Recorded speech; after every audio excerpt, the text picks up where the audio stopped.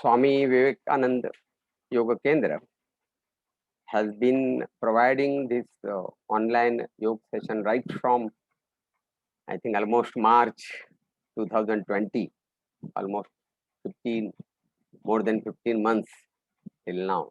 And I had been, witnessing it for pretty a long time. I was also involved. I was also invited to deliver few programs, lectures, demonstrations as a part of this. And today again, uh, a 5 days lecture series is being, arranged. And the very first lecture today, I'm invited to. So thank you so much, Dr. Jagdish Naik sir and Vijaya madam.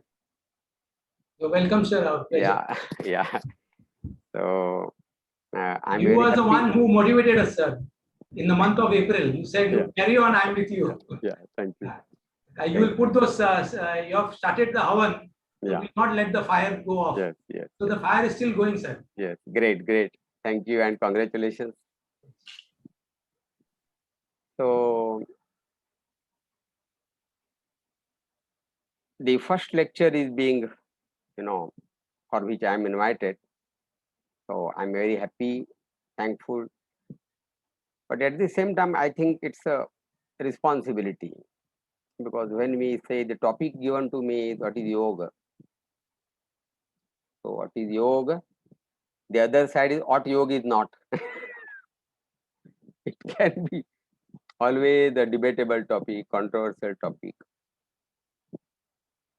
But nothing wrong in that, because the ancient Indian history says that there is a open conversation with different thoughts, and the intention was not to prove I'm superior, somebody is inferior, but the intention was to learn together.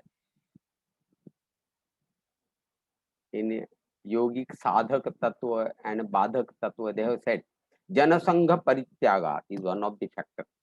So keep yourself away from the people, public, don't have any controversy, so that calmly you can, do sadhana and evolve yourself. This is one part. Second part is, by conversation with the like-minded people, you can learn more and more. You can evolve better and better. So both sides are there. And in Indian tradition, there had been such great, debates, and especially the Nyaya Darshan, it says through all these different types of discussions only we should gain the knowledge, and gaining the knowledge itself is a salvation. So this soil flourished, or made to flourish, different thoughts. They are known as darshana. Darshan is a vision, whether it is the Charvak or Jain or Buddhism, and then the Astik darshan, that is Sankhya, Yoga, Nyaya, Vaisheshika, Puru Mimamsa, Uttar Mimamsa. And there used to be constant discussion, debate among them, and through which they could develop better and better. But it's not necessary that everybody should agree with a particular thought. They can always remain, keep their thought reserved. And that is the philosophy adhered by this nation, this soil. That's why still we have got the tolerance, acceptance for all. That's the reason. That's inherent since thousands of years. So today also we can have some such discussions. Nothing wrong in that, as per the reference. So first of all,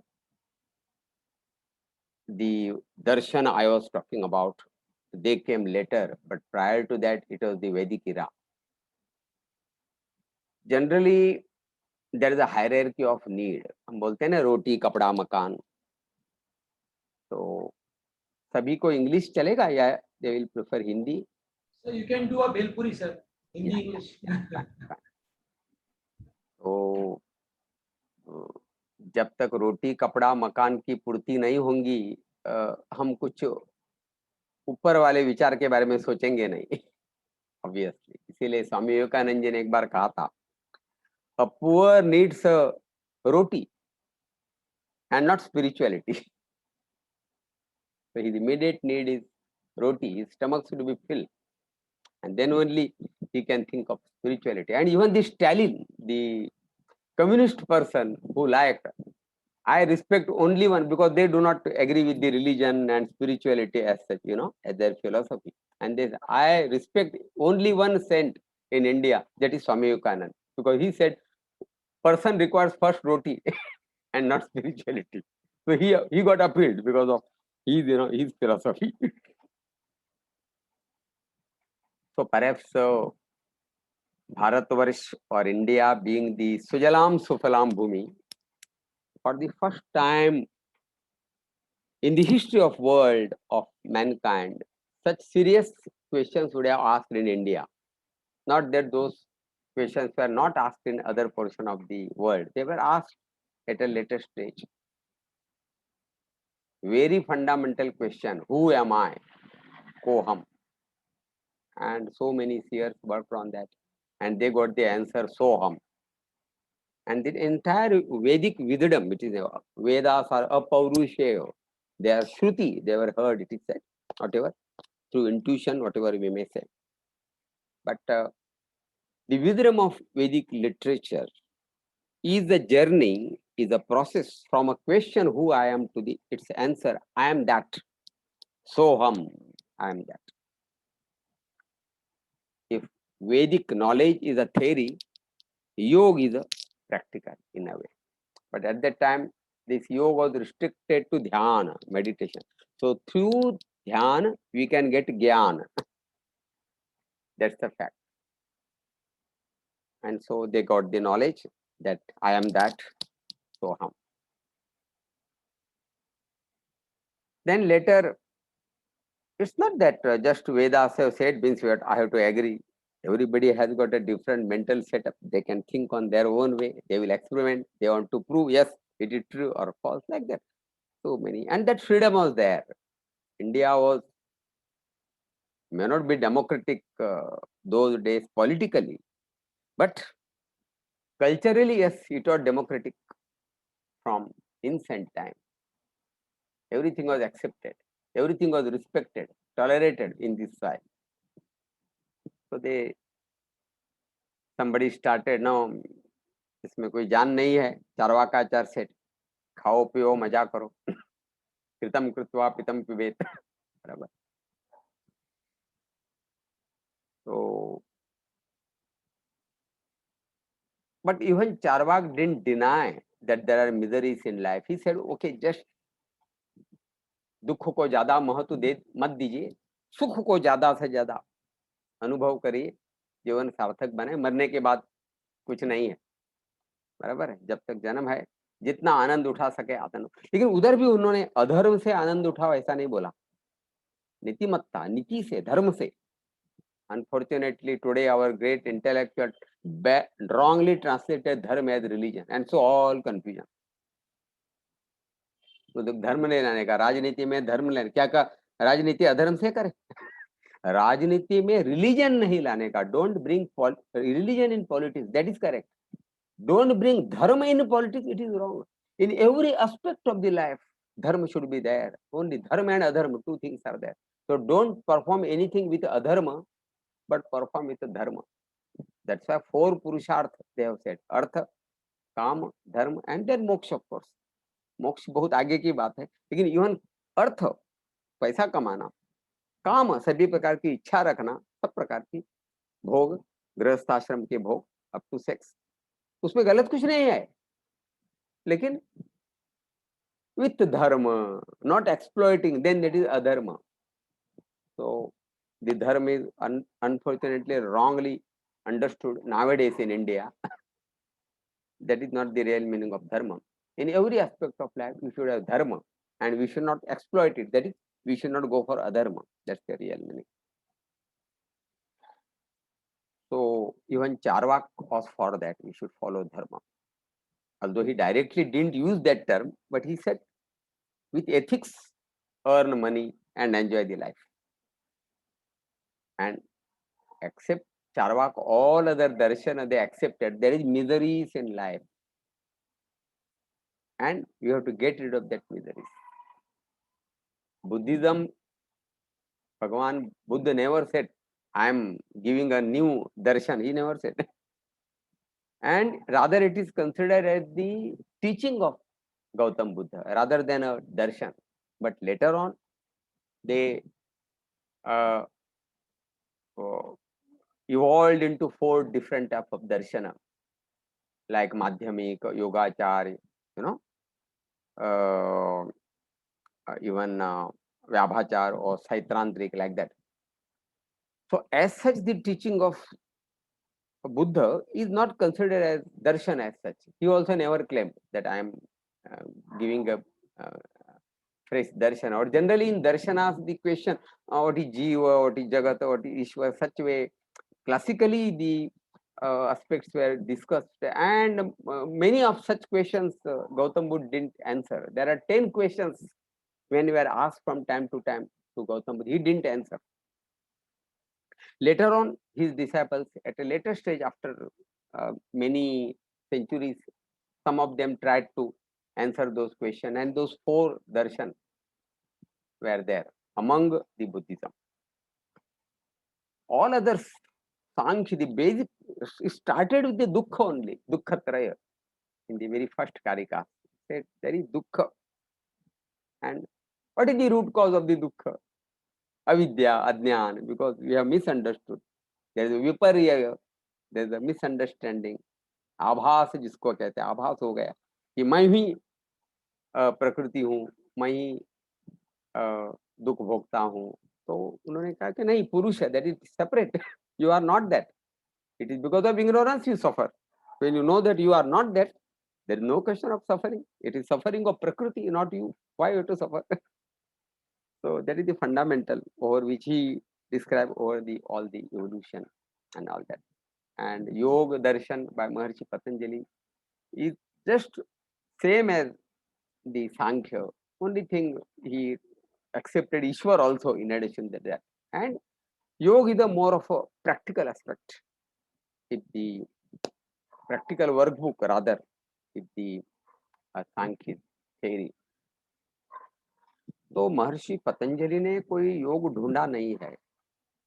योग न काल में न किसी व्यक्ति को हम जोड़ सकते हैं. योग किसने चालू किया? नहीं. It's a process from thousands of years. तो वेदों में उसके बीज थे, अनेक अन्य ग्रंथों में उसके बीज थे, महाभारत और रामायण सब में. इन सब को और खास करके सांख्य के तत्व ज्ञान के बेसिस पे महर्षि पतंजलि ने योग दर्शन का निर्माण किया. और उन्होंने जो परिभाषा बताई थी, डेफिनेशन, योग चित्त वृत्ति निरोध. फिर शास्त्र का वही वैभव होता है कि उस पर अनेक भाष्य होते हैं, कमेंट्री. आज भी भाष्य लिखे जा रहे हैं. पता नहीं दुनिया भर के कितने भाषा में कितने कमेंट्री टीका योग दर्शन पर किए गए, और आज भी चालू है ये प्रक्रिया. आज के विद्वान भी ये करते हैं और हर उसका एक अलग मतलब बताते हैं. वही तो खासियत, वही तो ताकत है. इसलिए उसको सूत्र कहा है. सूत्र वेरी वेरी प्रिसाइज. उसमें बहुत कुछ मतलब है. आप जितना उसको सोचोगे वो मतलब आपको समझेगा. खासियत है, ताकत है उसकी.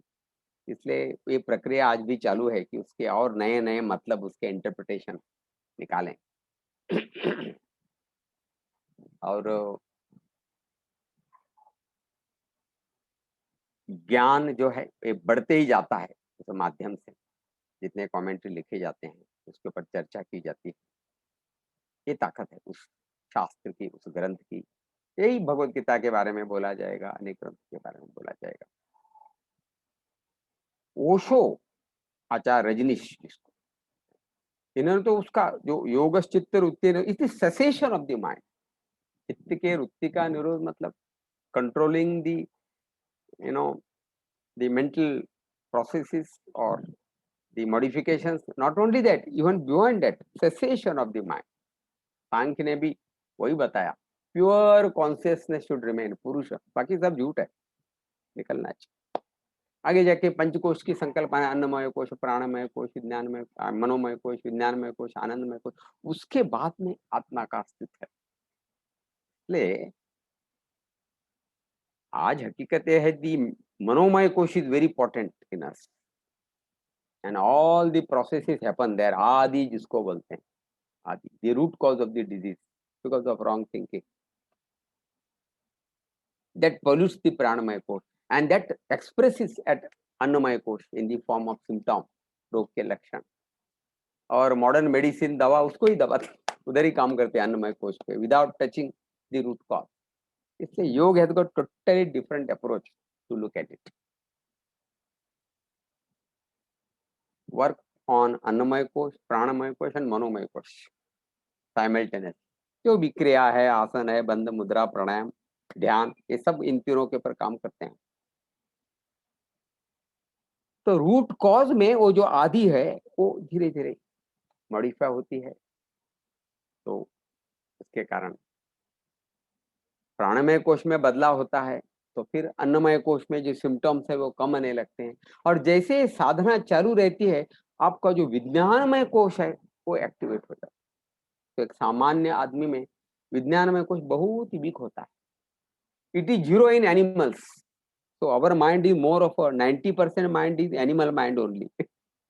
Only 10% or rather less than 10% is neocortex, आदमी का मन है। ये आदमी का मन धीरे धीरे बढ़ना चाहिए, विकसित होना चाहिए, तो योगाभ्यास के कारण वो विकसित होते हैं। इसको बोलते हैं विज्ञानमय कोश। Implementation, not that decision. Samosa बुरा है ये जानकारी हो गई, ये तो मन की बुद्धि करती है, मनोमय कोश में भी बुद्धि है, वो करती है differentiation. That is not sufficient. Samosa खाना नहीं है, ये कौन तय करेगा? फॉर दैट विवेक बुद्धि कंसाइंस, दैट इज विज्ञानमय कोश, डिसीजिव नहीं खाने का। तो जैसे जैसे ये विज्ञानमय कोश विकसित होता है, वैसे वैसे अपने आप आदि तैयार होना बंद हो जाता है, and then we become healthy. so that's the first requirement to be healthy for spirituality।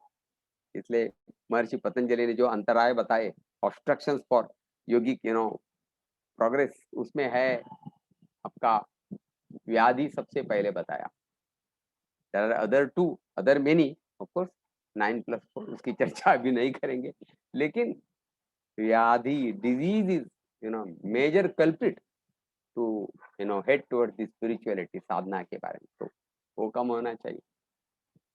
तो विज्ञान में कोश जैसे विकसित हो जाता है, वैसे जो आनंदमय कोश, it is in seed form. हम सामान्य लोगों के अंदर वो है ही नहीं, सीड फॉर्म। जैसे जैसे विज्ञानमय कोश विकसित होगा, आनंदमय कोश इट स्प्राउट्स, वो विकसित हो जाता है। It's nothing but a transparent state. Mind is very opaque, इसलिए कुछ दिखता नहीं। बोलेंगे अरे आदि शंकराचार्य जी ने कहा जगन मिथ्या ब्रह्मम सत्यम, जगह जो दिख रहा है वो झूठ है बोल रहे हैं। पंच ज्ञानेन्द्रिय को समझ रहा है, प्रत्यक्ष प्रमाण जिसको कहते हैं, वो झूठ है बोल रहे हैं। और ब्रह्मम सत्यम, ब्रह्म किसी ने देखा नहीं, आपने भी नहीं देखा, मैंने भी नहीं देखा, वे कह रहे वही सत्य है, अभी हम कैसा माने? वो क्या कारण है कि ब्रह्म हमें नहीं दिख रहा है, जो सत्य होने के कारण?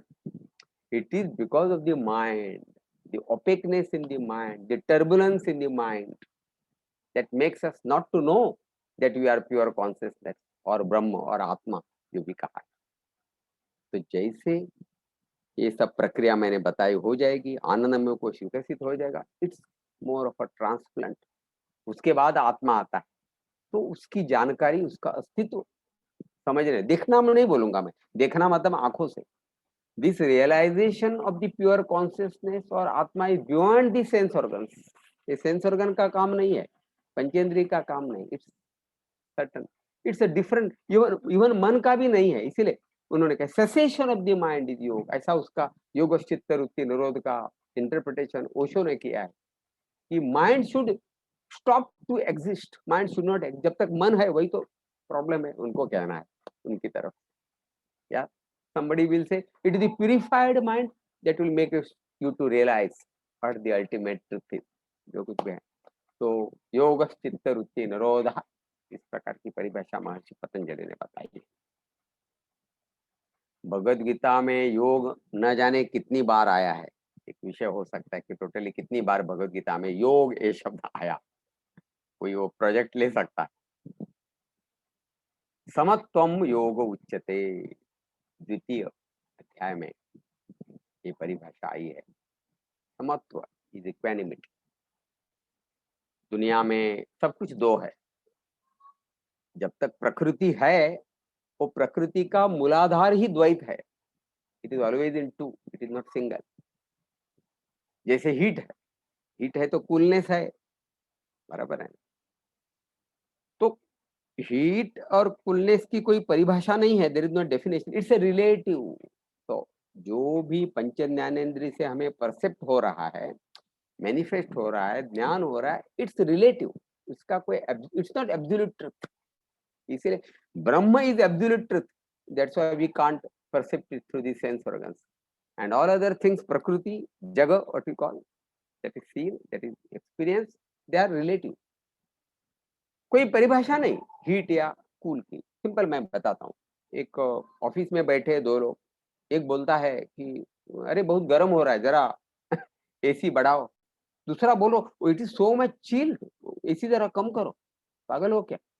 क्या सच है? It's a subjective perception. दोनों झूठ नहीं बोल रहे, उसको सच्ची गर्म हो रहा है और उसको सच्ची ठंडा हो रहा है। दे आर टू पर्सनैलिटीज, तो इट्स रिलेटिव। इसीलिए कहा उन्होंने जगन मिथ्या, उनका मतलब है आदि शंकर जगन मिथ्या बोला, आप देख रहे हो झूठ, ऐसा उन्होंने नहीं बताया। आप देख रहे हो ना, किधर बोला मैं नहीं देख रहे हो? आपको दिख रहा है, आप झूठ नहीं बोल रहे हो, लेकिन वो को आपको आभास हो रहा है। It's a relative truth, it is not absolute truth, ये उनको कहना है जगन मिथ्या इस शब्द से। गरीब या अमीर क्या परिभाषा है? कौन गरीब है और कौन अमीर है? हम कौन है? हम गरीब है, हाँ, मुझसे गरीब लोगों की तुलना में मैं गरीब हूँ। और कोई मुकेश अंबानी के तुलना, हाँ, मुझसे गरीब लोगों से मैं अमीर हूँ, बराबर है, और मुकेश अंबानी की तुलना से मैं गरीब हूँ, तो उसका कोई परिभाषा नहीं है। दैट्स व्हाट ही सेज, मिथ्या, झूठ है। Both doesn't exist, it's a relative term, we just comparative, you know, सापेक्ष जिसको कहते हैं, इसीलिए नॉट एब्सोल्यूट। तो जो है वो इस प्रकार के दो है, और दोनों के कंपैरिजन से जो हमें समझ रहा है वो समझ है। हमें जो लग रहा है ना सच सच सच, ये इस प्रकार का कंपैरिजन, कंपैरेटिव स्टडी है। इट्स, वो एक सापेक्ष ज्ञान है, it is not a absolute knowledge, सच्चाई नहीं है। इसलिए ये दोनों में संतुलन लाओ तो योग हो गया, ऐसा उन्होंने कहा। समत्वम योग उच्यते। सुख है तो दुख होगा ही, इसलिए भगवान गौतम बुद्ध ने वही कहा। क्या चिंतन किया? उनका चिंतन क्या कि we should free from the miseries, what is the solution? Don't be happy, not happy, सुखी मत हो। सुख को भोगोगे तो दुख को भोगना पड़ेगा, सुख को भोगना बंद करो तो दुख से आपकी छुटकारा हो जाएगी, यही चिंतन रहा उनका। तो उसी प्रकार से कोई अप्रिशिएट करेगा तो कोई क्रिटिसाइज करेगा, दोनों को सहने की ताकत रखो। जब किसी ने अप्रिशिएट किया, हम मराठी में बोलते हरभऱ्याच्या झाडावर चढणं, हाँ, climbing on the gram plant जैसे। And then whenever somebody criticizes, you are getting एकदम डिप्रेस, मुझे ऐसा बोल, रात भर नींद नहीं है, क्यों? मुझे ऐसा बोला उसने। बोलने दो ना, उसने बोला ना, आप क्यों नहीं सोए? माइंड अगेन, उसको लिया हमने, उतना डीपली लिया। क्यों लिया? किसी ने तारीफ किया था, बहुत अच्छा लगा ना, इसकी भी तैयारी रखो ना। दैट्स व्हाट इट सेज, समत्वम योग उच्यते शतप्रज्ञ, that is the reference in Bhagavad Gita. You should be शतप्रज्ञ, you should be able to accept equally all these dualities। सुख है तो दुख है, सक्सेस है तो फेलियर है, जन्म है तो मौत है। इसलिए जो कभी जन्म नहीं लेता, वो कभी नहीं मरता, उसी का नाम है अनादि। मतलब वो था, इट वाज ओमनी प्रेजेंट, वो कभी नहीं जन्मा। मैं और आप आते हैं और जाते हैं, अनादि, और इसीलिए वो मरता नहीं, अनंत। और अनादि अनंत किसके नाम है? वही जिसको उन्होंने सच बताया, ब्रह्मम सत्यम, बराबर है ना, जगन मिथ्या। जो जो मिथ्या है वो आता है और जाता है, और जो सत्य है वो कभी नहीं आता, कभी नहीं जाता। It is there, it was there, it will be there, omnipresent, ये संकल्पना उसकी। तो हम प्योर कॉन्शियसनेस है, अहम ब्रह्मास्मि, तो हम, मैं वही हूँ, तत्वमसि, मैं वही हूँ, सच्चिदानंद हूँ, लेकिन मुझे मालूम नहीं है। तो जिस दिन मुझे ये मालूम होगा, वो योग है। योग का उद्देश्य वो है। बड़ा तात्विक हो गया। बराबर। दूसरा बताया, योग कर्मसु कौशलम, उसी द्वितीय अध्याय में दूसरा परिभाषा भगवत गीता में आया, स्किल इन एक्शन इज योग। तो सूक्ष्म बड़े आध्यात्मिक दृष्टि से अ, हम कह सकते हैं कि कर्म करने में ऐसी कुशलता हो कि हम योगी बन जाएं, या वही योग होगा। उसको जरा डाइल्यूट करेंगे तो जो भी कर्म उस प्रकार से हम निपुणता से करेंगे तो वो योग होगा। मतलब एक स्पिरिचुअल लेवल पे योग है, और एक मैं और आप सामान्य लोगों के लिए योग है। तो स्किलफुली जो भी करे वो योग हो गया। मतलब हम तो गृहस्थी है, बराबर है। एक पिताजी अच्छा पिताजी हो योगाभ्यास के कारण, एक टीचर और अच्छा टीचर हो, एक ऑफिसर और अच्छा ऑफिसर। मतलब अपने अपने कर्म में हम उस कर्म को निपुणता से करेंगे, स्किलफुली करेंगे, तो वो योग हो गया। ऐसा उसका एक मतलब। योगा कर्म सु कौशल।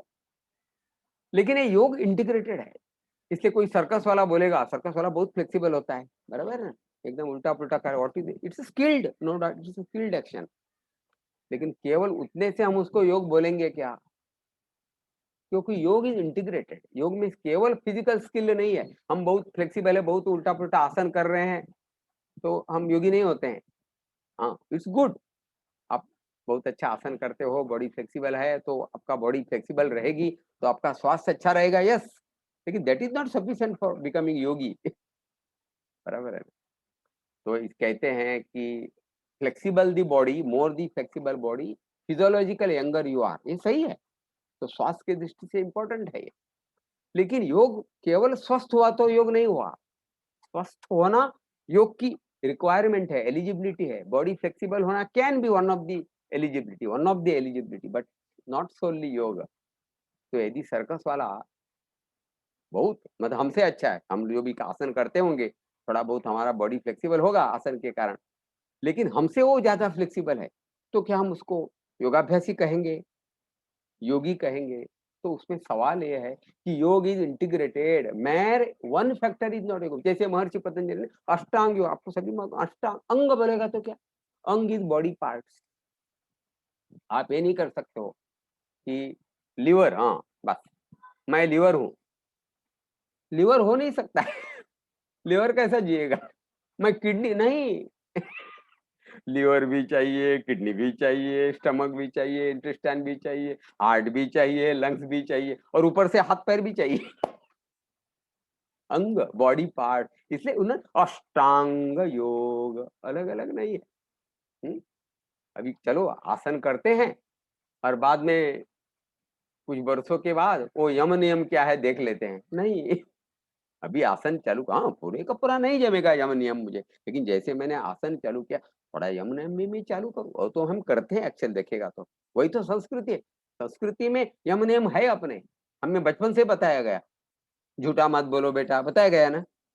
थोड़ा योग दर्शन का उन्होंने रेफर किया।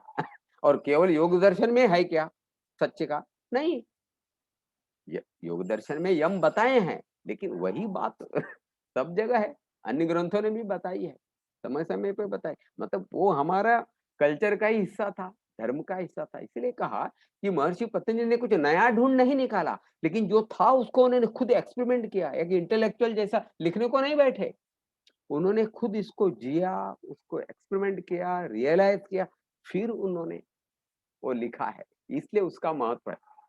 नया कुछ नहीं, जो बातें बताई थी, कंपाइल किया जिसको बोलते हैं। तो अ, योग समत्वम योग उच्यते और योग कर्मसु कौशलम, ऐसे दो बहुत ही फेमस परिभाषाएं, डेफिनेशन भगवत गीता के अंदर आते हैं। अन्यथा योग के ऊपर बार बार बातें भगवत गीता ने कही है। युक्ताहार विहारस्य युक्त चेष्टस्य कर्मसु युक्त स्वप्नावबोधस्य योगो भवतु नाना दुखा, इस प्रकार का भी एक श्लोक आया है उसे संदर्भ में, कि आयुर्वेद ने भी आहार विहार निद्रा इस प्रकार की बात की है। तो सबका संतुलन हो, तब जाके स्वास्थ्य मिलेगा, और स्वस्थता से ही आगे योग होगा। आयुर्वेद का इतिहास कहता है कि योगी लोगों ने एक परिषद ले ली, परिषद मतलब कॉन्फ्रेंस, समिट, ऐसे समिट कॉन्फ्रेंस पुराने जमाने में भी होते थे भारत के अंदर। तो योगी लोगों ने, अनेक ऋषि मुनि इकट्ठा आए और उन्होंने कॉन्फ्रेंस ले लिया। जैसे महर्षि पतंजलि ने अंतराय बताया, व्याधि रोग एक कारण है कि आदमी योग साधना नहीं कर सकता, there are so many other obstructions. तो उन्होंने मेनली उस व्याधि के ऊपर डिस्कस किया, एजेंडा वो था, एजेंडा में व्याधि के ऊपर चर्चा करना था। तो सब ऋषि मुनि बैठे और साधकों को या लोगों को व्याधि से कैसा मुक्त करे ताकि वे योग साधना कर पाएंगे, इस प्रकार का विचार उसमें हो गया, और उसी से जन्म लिया आयुर्वेद, ऐसा आयुर्वेद का इतिहास ही कहता है। तो एक दृष्टि से आयुर्वेद योग का ही हिस्सा है, योगी लोगों ने आयुर्वेदिक को जन्म दे दिया। इसलिए हम सामान्यतः आजकल क्या सोचते हैं, वो एलोपैथिक मेडिसिन अच्छे नहीं है, आयुर्वेदिक मेडिसिन अच्छे हैं जिसके साइड इफेक्ट नहीं होते हैं या कम होते हैं, समथिंग लाइक दैट। नहीं, दवा इज सेकेंडरी इन आयुर्वेद। उन्होंने कहा स्वस्थ स्वास्थ्य रक्षणम, to protect the health of a healthy person is the primary intention of Ayurveda and not giving medicine. बाद में बताया सेकेंडरी, विकारस्य आतुरस्य विकार प्रशमनम, मतलब जिनको कुछ ज्यादा ही तकलीफ हो रही है तो उसको तकलीफ थोड़ा कम करने के लिए, रिलीफ देने के लिए फिर कुछ औषध की योजना। अन्यथा औषध देना आयुर्वेद का उद्देश्य, इसलिए दिनचर्या ऋतुचर्या, how to live the healthy life, इसलिए इसलिए उसको पंचम वेद कहा है किसी ने, आयुर्वेद, आयुष्य का वेद, कैसा जीना, बराबर। तो योग के शब्द युज इस मूल संस्कृत धातु से आया है। अलग अलग संदर्भ में फिर पाणिनि का यदि हम ग्रामर देखें, मैं कोई भाषा का व्याकरण का एक्सपर्ट नहीं हूँ, लेकिन उसमें युज इसी धातु के अलग अलग दृष्टि से उन्होंने उसकी चर्चा की है कि युज समाधि, और जो पतंजलि योग दर्शन के ऊपर व्यास भाष्य आया है उसमें योग समाधि इस प्रकार की भी बात, परिभाषा बताई है, समाधि योग है क्योंकि वही तो अंतिम है, बराबर है। तो फिर युज योग यानी कि जोड़ना, इस प्रकार के भी, मैं यदि शरीर नहीं हूं, मैं मन नहीं हूं जो मेरा अज्ञान है, और मैं शुद्ध आत्मा हूं, कॉन्शियसनेस हूं, ये जब पता चलेगा तो परमात्म तत्व वही है। आत्म तत्व और परमात्मा तत्व एक ही है। परमात्मा तत्व का एक हिस्सा मेरे अंदर है, वो आत्म तत्व है। मुझे लगता है मैं शरीर हूँ, मन हूँ, मुझे नहीं समझता। जब ये नष्ट हो जाएगा तब उसका ज्ञान होगा, तब आत्मा एंड परमात्मा they will merge, they will know, merge in the sense not physical merging, it will know that it itself, आत्मा खुद परमात्मा है। देव शोधाया निघालो देवची हो बोली ठालो, संतों ने कहा है। मैं भगवान इधर, कबीर दास ने भी उसी अर्थ का दोहा लिखा है कि मैं इधर इधर घुमा कि वो किधर है, वो किधर, आखिर में समझा कि मैं हूँ वो हूँ, या वो मेरे अंदर है, बराबर है ना, अंतरात्मा वही वो तत्व है, इस प्रकार की बात है। तो यो एक योग का मतलब हो गया। फिर आगे जाके हम शरीर मन में साहचर्य लाएं, क्योंकि उसमें साहचर्य नहीं है करके तो अज्ञान है, करके तो सब समस्या है, करके तो योग नहीं जमता है, हम योग से दूर है। तो ये साहचर्य लाएं सबसे पहले, ये भी एक प्रकार का योग है at a lower level, primary level, बराबर। फिर युज संयमन, ऐसा एक अर्थ है कि संयम करना अपने ऊपर। अभी संयम का अर्थ आपको मालूम है, महर्षि पतंजलि ने धारणा ध्यान समाधि तीनों के मिलके भी संयम या बोला है कि किसी भी विषय पर आप संयम करोगे तो उसका परिपूर्ण ज्ञान होगा। इस प्रकार की बातें उन्होंने की है। और बाद में किस प्रकार से हमें पहले जन्म की यादें आते हैं, धीरे-धीरे 7 पहले जन्म की यादें कैसे आते हैं, उस सब प्रकार का विवरण उन्होंने विभूतिपाद में किया है। मन प्रशमन उपायः, इस प्रकार का एक परिभाषा सांख्य में आती है। मन प्रशमन उपायः, उसका शमन करना जो भी समस्या है वो मन से ही है, ताप तप्त है, इस प्रकार से। तो योग योगी लोगों के लिए है, लेकिन वो सामान्य लोगों के लिए है। अशेष ताप तप्तानाम समाश्रय मठो हटः, अशेष योग युक्तानाम आधारक मठो हटः, ऐसा एक श्लोक हठ प्रदीपिका नामक हठयोग के ग्रंथ में है, जिसमें कहा है कि आप, क्योंकि योग क्या है हमने देखा, उसको पाने के अलग अलग मार्ग है, भक्ति मार्ग है, ज्ञान मार्ग है, कर्म मार्ग है, ध्यान मार्ग है, और भी मार्ग है, लय योग, मंत्र योग, तंत्र योग वगैरह वगैरह। हठ योग उसमें से एक है। तो ये सभी, कोई भी योग का मार्ग हो, हठ योग जो है वो आपको एक आधार यानी कि बेस जैसा काम करेगा, ऐसा उन्होंने कहा। जैसे अपने पुराण में वो कहानी है, समुद्र में मंथन करने की, अमृत मंथन।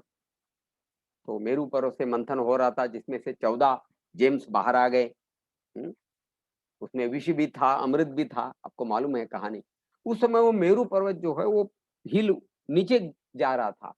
तो विष्णु ने कासव का रूपांतर कर्मावतार, कुर्मावतार जिसको कहते हैं, रूपांतर करके उसके पीठ के ऊपर उसको घिसा गया। तो वो एक सपोर्ट करके काम किया, इसलिए वो अंदर डूबा नहीं, इसलिए स्टरिंग कर पाए। इट इज अ स्टरर, समुद्र मंथन। तो जस्ट लाइक दैट दिस योग एक्ट्स लाइक, हठ योग एक्ट्स लाइक बेस जिसको बोला। और आप वो योगी नहीं हो आप एक भोगी हो, प्रवृत्ति मार्गी हो, मेरे और आप जैसे। अनेक ताप तप से हम श्रमिक है, तकलीफ है हमें ताप तप्तों की। तो उनके लिए भी योग एक मठ जैसा काम करेगा, इट विल गिव शेल्टर। मतलब हठ योग जो है दोनों प्रकार से काम करेगा, उन्होंने कहा। अब ह का मतलब क्या, सूरज, लिटरल। हाँ, ठ का मतलब मून। तो ये आप सबको मालूम है, आप सभी योग साधक हो, थोड़ा रिवाइज कर रहा हूं मैं, नया कुछ नहीं। तो they again represent the dualism, heat and coolness. जैसे हमने पहले समत्वम योग उच्यते, द्वैत से अद्वैत की ओर लेके जाना योग है, ये हमने देखा था। तो heat and cool, they just represent the dualities, it's a formula, it's a symbol, but there are so many dualities, जैसे अभी मैंने पहले कहा, सक्सेस, फेलियर, सुख दुख एंड ऑल दैट। तो द्वैत से अद्वैत की ओर लेके जाना ये एक योग का उद्देश्य है। एक दूसरा, ह यानी कि sun is concern with body, and the moon is concern with मन, माइंड। चंद्रमा मनसो जाता, ऐसे भारतीय योगी शास्त्र, योग अपने ज्योतिष शास्त्र ने कहा है।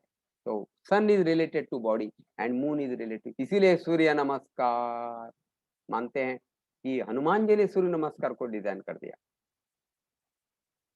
हनुमान जी के गुरु थे सूरज, सूर्य देव, इसलिए सूर्य नमस्कार निर्माण हनुमान जी ने किया, ऐसी एक मान्यता है। किसी व्यक्ति ने नहीं किया, ऐसा मानते हैं, जो भी है मुझे मालूम नहीं। लेकिन सूरज शरीर का कारक है, इसलिए सूर्य की उपासना करें, सूरज को सक्षम बनाने के लिए, ये उसका मतलब। तो स्थूल है शरीर और सूक्ष्म है मन। तो शरीर से मन की ओर लेके जाने वाला, स्थूल से सूक्ष्म की ओर लेके जाने वाला वो योग है, हठ योग। इसलिए उसमें क्रिया है, शरीर को साफ करें। फिर शरीर संवर्धन के लिए मन के साथ आसन है, बराबर। फिर बंद मुद्राएं हैं, फिर प्राणायाम है जो सांस के द्वारा मन को स्थिर करता है, फिर मेडिटेशन है, ध्यान, तो सीधा सीधा मन के साथ संबंध रखता है। These are the grosser to subtler practices in hatha yoga. तो हठ योग के ग्रंथों ने स्पष्ट कहा कि केवल प्रवृत्ति निवृत्ति मार्गियों के लिए नहीं, केवल योगियों के लिए नहीं, लेकिन मैं और आप जैसे प्रवृत्ति मार्गियों के लिए, संसारी आदमी के लिए, भोगी लोगों के लिए भी योग है, ऐसा उन्होंने बताया। और इसी को लेके गत कुछ 100 बरस के बाद जो योग केवल आश्रम में सीमित था, उसको समाज में लाया गया। और अभी 7-6 साल पहले मोदी जी ने जो दुनिया को अपील किया, तो दुनिया ने भी उसको स्वीकारा। सभी राष्ट्रों ने, आपको मालूम है कि अंतर्राष्ट्रीय योग दिन के बाद और ज्यादा जागरण योग के संदर्भ में हो रहा है दुनिया भर में। किस प्रकार हमारे जो समस्याएं हैं आज के, पहले बोलते थे कि जो मनोकायिक बीमारियां है, साइकोसोमेटिक डिसऑर्डर, बराबर है ना, उसमें वो कैसा काम करेगा, diabetes, BP and all that, उसके ऊपर चर्चा हो रही थी। लेकिन अभी कोरोना जैसे संकट ने बता दिया कि बीमारी एक अलग बात है और जो समाज में समस्या पैदा हो रही है, एक तो डर पैदा हो रहा है, या फिर अनेक आर्थिक दृष्टि से लोगों का पैसा में आना कम हो गया, बंद हो गया, या फिर घर में बैठे बैठे लोग पागल होने लगे, डिप्रेशन में जाने लगे। मतलब ये सब समस्या का उत्तर योग है। उसको उसको फेस करना, जिसको बोले how to face that situation to the mind. तो माइंड को वो इवॉल्व करेगा, माइंड को वो सपोर्ट करेगा कि आप उसको सहे, you can adapt with that. तो ये बात अभी सामने आ गई है। कुछ रिसेंट रिसर्च भी हुआ है कि भ्रामरी, रेचक या ओंकार से अपना जो म्यूकोजल मेम्ब्रेन है वो 15 to 20 times more nitric oxide बनाता है। ऐसा भी थोड़ा मात्रा में नाइट्रिक ऑक्साइड बनाता है, म्यूकोजल मेम्ब्रेन में बनाता है, और जिसके कारण वायरल लोड कम होने के लिए मदद करता है। इस प्रकार का अनेक रिसर्च, या फिर जलनेति या चितक्रम विक्रम फ्लश होता है, वायरल वायरल लोड कम होता है, इस प्रकार का रिसर्च हो गया। और सामान्यतः योग is preventive, strong preventive, curative भी है। जनरली लोग मानते हैं, even the expert in the field of योग, दे बिलीव दैट योग can't be helpful in acute conditions और स्पेशली इन्फेक्शंस। इन्फेक्शन में योग कुछ काम नहीं करेगा। हाँ, एज सच आप यदि आसन प्राणायाम की बात करें तो हाँ, नहीं करेगा। लेकिन सो फार क्रियास are concern and meditation is concern, even in that case, और कुछ एक्सटेंट प्राणायाम भी एक्यूट कंडीशन में काम करता है, ये सिद्ध हुआ है। और उसको जोड़ के एक नेचुरोपैथी है, प्राकृतिक चिकित्सा। कुछ लोग कहते हैं वो तो अलग है, लेकिन महर्षि पतंजलि ने जो 5वां यम बताया है, या चौथा रादर, ब्रह्मचर्य, उसका मतलब just to abstain from sex, ये उसका बहुत छोटा मतलब हो गया। ब्रह्मचर्य मतलब भगवान के या सृष्टि के, प्रकृति के नियम के अनुसार बर्ताव करना, यानी कि ब्रह्मचर्य मतलब नेचुरोपैथी वही है। और क्या है naturopathy? Follow the nature, that is the basic principle of naturopathy. इसलिए मैं झिझकूंगा नहीं ये कहने के लिए कि प्राकृतिक चिकित्सा इज इंटीग्रल पार्ट ऑफ योग philosophy. Yes, because of this ब्रह्मचर्य, the Yama recommended by Maharshi Patanjali, I can claim naturopathy, प्राकृतिक चिकित्सा या निसर्गोपचार इज अ पार्ट ऑफ योग to follow the nature, simple. All animals they follow the nature except we the people, simple. बाघ का पेट भरा है, सामने से हरिण जा रही है, बाघ हमला नहीं बोलेगा, हमला नहीं बोलेगा, उसको जरूरत नहीं है। आदमी बड़ा विकृत प्राणी है। अभी खा रहे थे नहीं, और रोटी नहीं चाहिए, क्या पेट भर गया, उठ गए, आइसक्रीम आ गया, oh my god it's my weak food. अभी भूख नहीं थी ना आपको, किधर से आइसक्रीम खा रहे हो आप? आदमी बड़ा विकृत प्राणी है, इस विकृति के कारण रोग है आदमी को। That's what it is. सब जानवर को ब्रीडिंग सीजन होता है, आदमी को ब्रीडिंग सीजन नहीं है। आदमी का सेक्स नेचुरल नहीं है, इट इज कल्टिवेटेड। देख लीजिए टीवी सीरियल, सिनेमास, या आजकल तो इंटरनेट ने और बर्बाद कर दिया। Artificially it is being arose. जो नेचुरल सेक्स होता है बहुत कम होता है, 24 घंटा या 365 दिन, वो नहीं होता, दूसरे काम है ना अपने को। लेकिन ये जो है उससे, इसको ब्रह्मचारी उससे संबंध रखता है कि ये देखना बंद करना पड़ेगा। बराबर है ना? मतलब पंच ज्ञानेंद्रियों को आर्टिफिशियली अरोज करना, सेक्स गलत नहीं है, सेक्स के कारण तो प्रोजेनी बढ़ती है, वो तो मूलाधार है प्रकृति का, लेकिन इट शुड बी नेचुरल। जो सेक्स अभी हम आज अनुभव कर रहे हैं, it is artificial, it is artificial compose. तो ये फर्क हमें समझना चाहिए। तो नेचुरोपैथी और क्या हो सकती है, तो नेचर को फॉलो करना।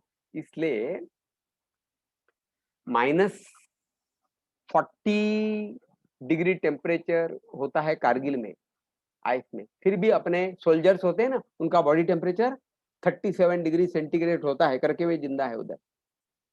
अपने इधर नागपुर में मई महीना में अभी 48 डिग्री तक टेम्परेचर होता है, फिर भी आदमी का टेम्परेचर 37 डिग्री सेंटीग्रेड होता है, जिसको 98.5 डिग्री फ़ारेनहाइट कहते हैं। See the tremendous potentiality and the intelligence of body.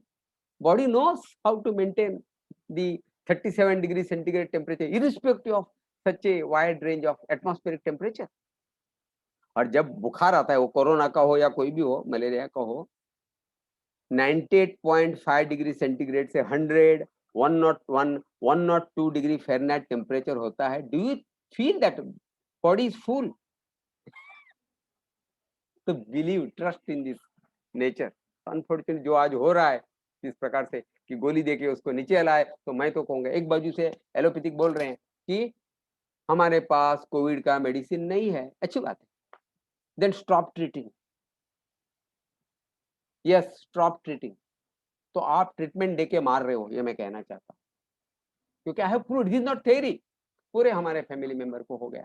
हमने 2 दिन उपवास किया पानी पे, फिर 8 दिन बहुत लाइट ले लिया लिक्विड्स, 6-7 दिन बुखार था, हमने उसको नीचे नहीं लाया, कोई गोली नहीं, अपने आप धीरे धीरे कम हो गया। और उस समय में टेस्ट नहीं किया था, तो अंधेरे में रह नहीं सकते। अभी टेस्ट किया, क्या टेस्ट किया? एंटीबॉडीज टेस्ट किया, and huge quantity of antibodies are formed in the body. It has proved it was COVID only. तो दवा लेके बुखार को कम करके लोग मर रहे हैं, और खा क्या रहे हैं? दूध, चाय, कॉफी, बिस्किट, ब्रेड, टोस्ट। हमें दिमाग में क्या बैठा है? ये लाइट है, जब बुखार आता है ऐसी चीजें खाने ही नहीं, ऐसा है ना, ऐसी चीजें खाने ही चाहिए, ऐसा हमें बताया जाता है ना सबसे। डॉक्टर भी वही बता रहे हैं और हम भी ट्रेडिशनली वही समझ रहे हैं। इसी अज्ञान में सब रूट्स है। तो गलत खाना और दवा देके बुखार को दबाना, इसके कारण ये सब कॉम्प्लिकेशन हो रहा है, लोग मर रहे हैं।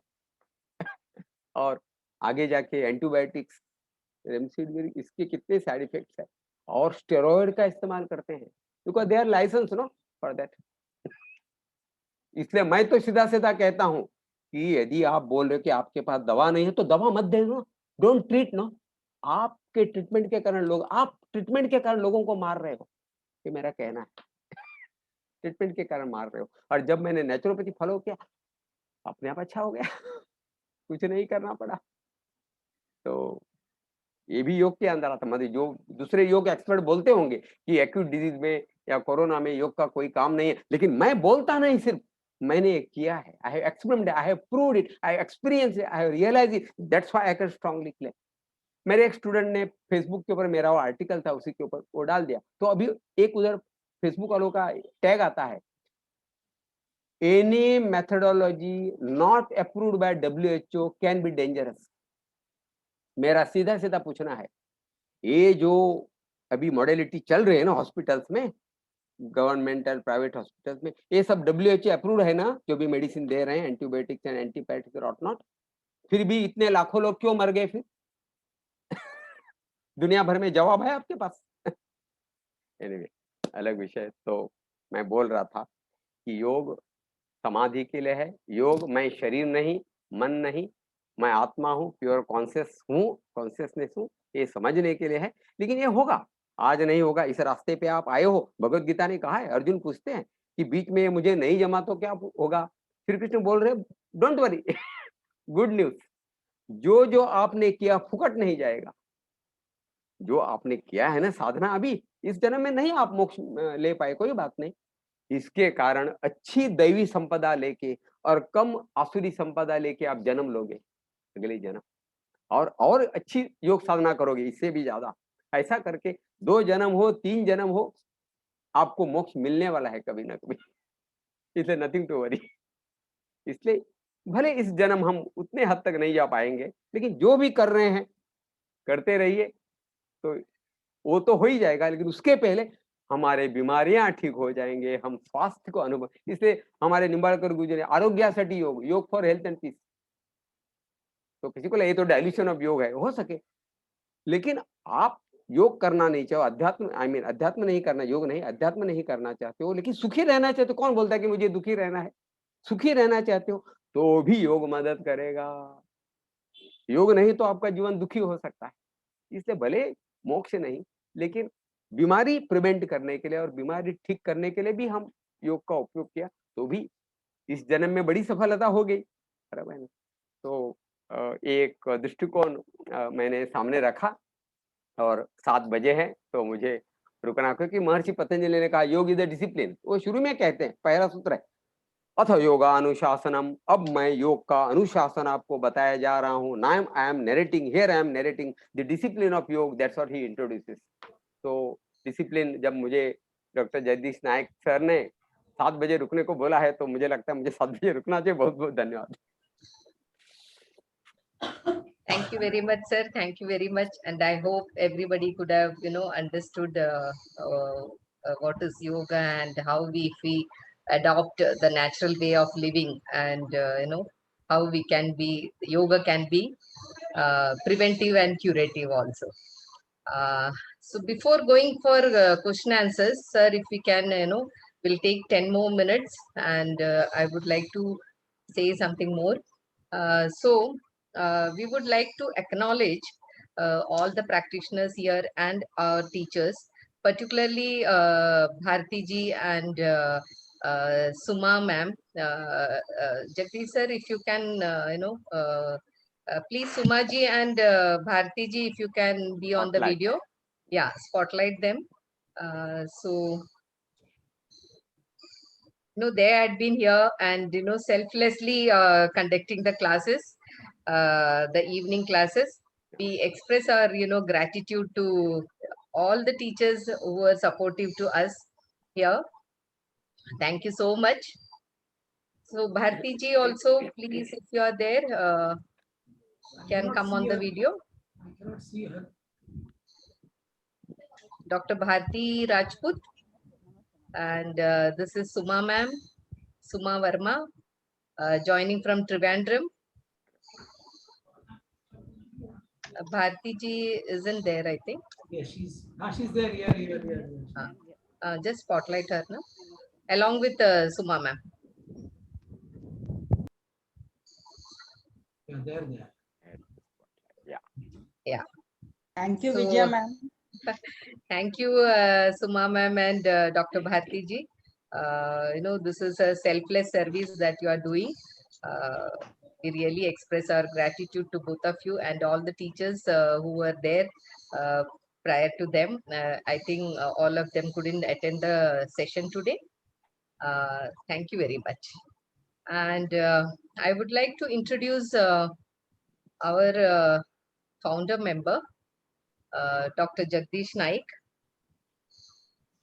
Dr. Jagdish Naik is a recognized healthcare expert who delivers optimum result through the subject matter, and he is the founder member and managing director of Swami Vivekananda Yoga Kendra and the Sulochana Naik Educational Trust, which is instrumental in educating and training people in healthcare management, alternative healthcare methods, and complementary medicines and therapies. Dr. Jagdish Naik is blessed by Swami Vidyananda hereby and anointed very recently as Yogi Satya Chaitanya, a function held on 25th of November 2020 at Pondicherry, India. Dr. Jagdish Naik has varied professional background, and it is a too long list, so will not be going too much into I it. think all of them know this. Fine. Thank you so much. No, but still a brief, introduction of you. He has done his acupuncture course from Beijing, China, and has done his PhD from Colombo, Sri Lanka, and his MSc from S. Vyasa. He's also done his teacher's training from Yog Vidya Niketan Vashi and the naturopathy course from the same institute. And is a practicing acupuncturist now. Has a clinic at Sector 1 Vashi. So lot many things are there. We'll be going with that the further days. Jagdish sir, Yeah, thank you, You can, Vijaya Didi. Thank you very much, and thank you all these Didis and Bhaiyas over here. Thank you very much for attending this program. Tomorrow again we are having Shravani Upadi with the Panchakoshas, and she'll be giving some practices on the Panchakoshas also. And share my gratitude to all the speakers who are there in this last 1.5 year and motivating us to keep it going. And we are still going now also, and we have stopped the morning batches, but evening we are still up. And I thanks once again for Savan sir, because Savan sir was the first person whom I spoke to. Sir, I am trying to do something like this. However, what is your opinion? Sir, go ahead. यार तुम अग्नि लगाओ, हम उसको समग्र डालते रहेंगे. We'll keep the fire going on, so you don't worry. I am with you, and that is how till today it has been, sir. Thank you once again so much, and thank you all of you. Pranjali ji also, who was giving a lot of last month. She had conducted a lot of programs with us here. She's also a YVN student here with us and already completed her diploma. And if I've forgotten anybody, please forgive me, but it's a big list of names. So a lot of time. And again, my gratitude and Hari Om, thank you very much for your blessings and for your support. That is why we are here today, all of us together, and spending your valuable time today also. We're having this program for 5 days, so do please be there every day. Wonderful programs by all the faculties here.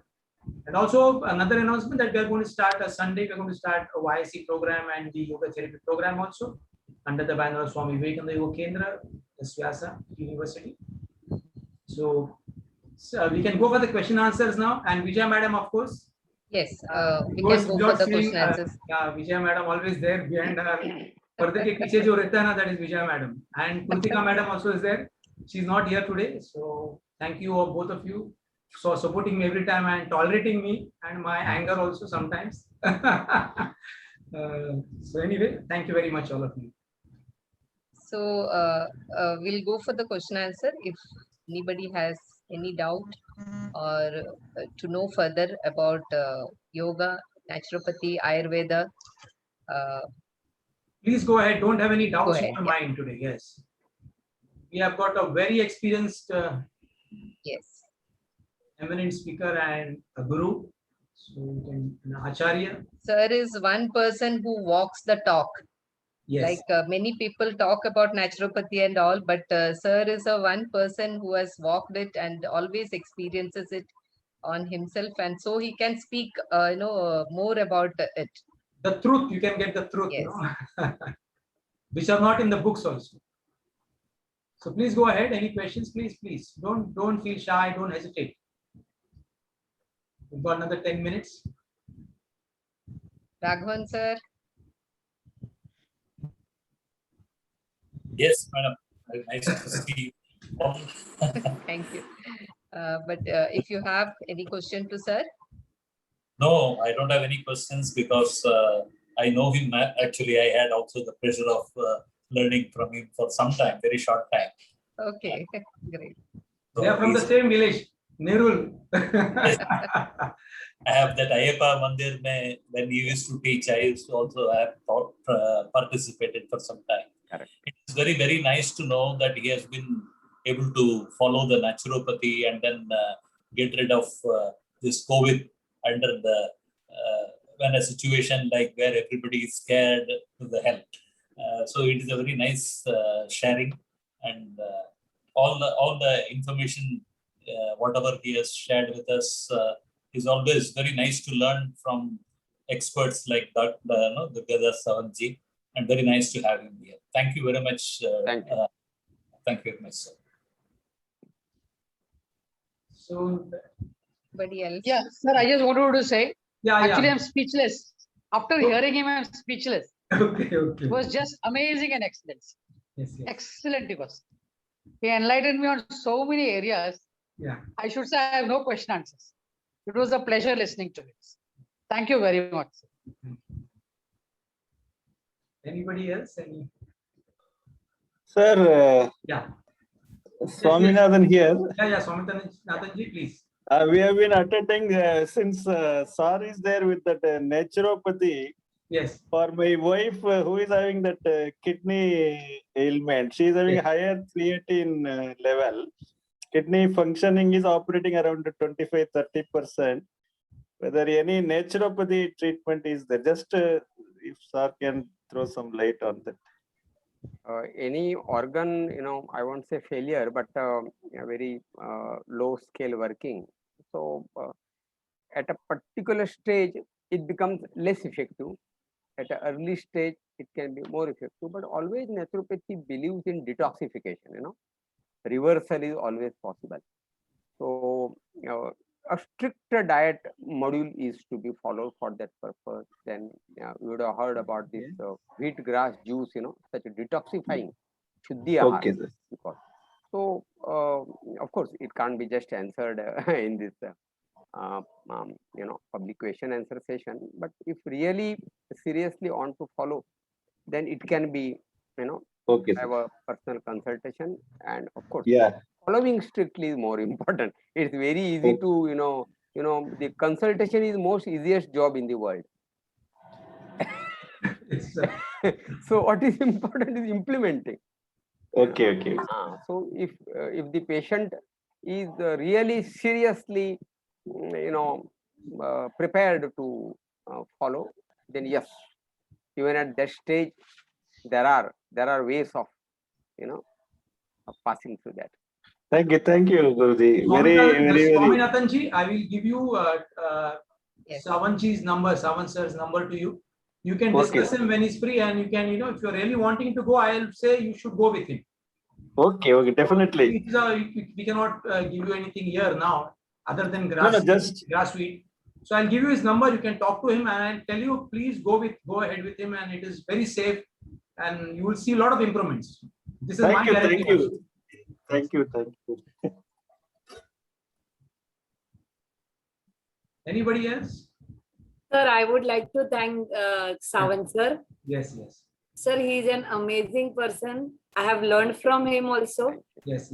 I was there. I'm really blessed to have him as my teacher. Yes. And it was really a nice experience with him. I just want to tell you that we in YBN we had one day meet where we were asked to walk early in the morning. Sir was the first person who was walking so fast. We all youngsters were tired, but he was at his best. So because of him, I have learned one thing. I do fasting, sir. Oh, wonderful. In between, on Ekadashi days, today is the fasting day of Ekadashi day. I do that, sir. Great. Because it is really helpful, and if you are ill or something, if you don't eat anything, it really makes a difference. Correct. Actually, it makes a difference. Yes. If you have loose motion, people keep on saying eat this, eat that, but if you keep your mouth shut, even not having water, it will not dehydrate you. Thank you, sir, for that. Yes. Our ancient sages said it long back, Langhanam Paramaushadhi. So fasting is the superior most medicine. And unfortunately, the modern medicine, they say, by fasting, your immunity will go down. So don't fast. That's what They're going the opposite way. Opposite way. So by fasting, on the contrary, body will detoxify and immunity will elevate. This is a fact. Actually, sir, yes, it is very true. It's a fact. Sir had last year had given a lecture on fasting also in our group, in this group also. It was a wonderful lecture. We can also arrange again one more time fasting. When Pranjali told me, so I thought, chalo abhi sir ka kabhi rakhenge next month maybe. How fasting, how important it is. And even for the cancer patients, sir will explain that when he's having his lectures. When we call him someday when he's free. Yeah. Anybody else? Anybody has got any questions? Sir, is there any classroom for this naturopathy, sir? Actually, we have got under teachers training course, first teachers training course, and then one diploma in yoga therapy and naturopathy. That way it is combined. Okay. for treatment, just for treatment, if you are asking, of course, nowadays because of corona, everything is closed, nothing is physically going on. But only for ladies at Yogi Niketan Vashi, they were having activities. Otherwise, other ashrams are there, you know. Naturopathy. You are asking about the naturopathy ashram, or you are asking about the course as such? Both questions, both naturopathy ashram as well as a training, a individual training. Where do you stay, sir? I stay at Vasi, sir. Vashi. Koparkarna. Acha. Okay. So our course is an integrated course. It's not just diploma in naturopathy. It is diploma in yoga therapy and naturopathy. So some institutes might be having separate course also, but ours is a coupled together, conjugated. So, and for that yoga therapy, you need to do yoga teachers training course first. So like that, it is the second diploma. First diploma is yoga teachers training course, and then second diploma is this therapy and naturopathy. So that's what is available with Actually, us. basically, I'm the heart patient. Somehow escaped for past 5 years. I managed myself. Yeah.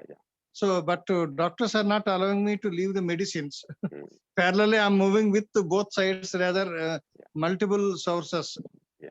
कभी योगा में interest है, कभी medicine तो छोड़ नहीं सकता हूँ सही डॉक्टर सर, का बिल्कुल छोड़ना भी नहीं चाहिए. नेचुरोपैथी में I got a doctor at what is that doctor name Dahi sir. There is a doctor sir who is a good friend to me. He is a naturopathy minister. Somebody. So under his guidance, sir. Okay, it's okay. Time is less, sir. Yes. Under his guidance, I managed myself for more than 2 years, sir, Okay. with naturopathy. There, Yeah. I got a belief on naturopathy. Yes. Thank you. Welcome. Anybody else with questions, please?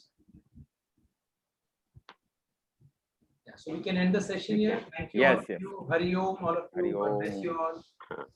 Hari Om. You chant three Hari Om. shantis. Sir, thank you. Chant three shantis and end the Yeah. session. Thank you, sir.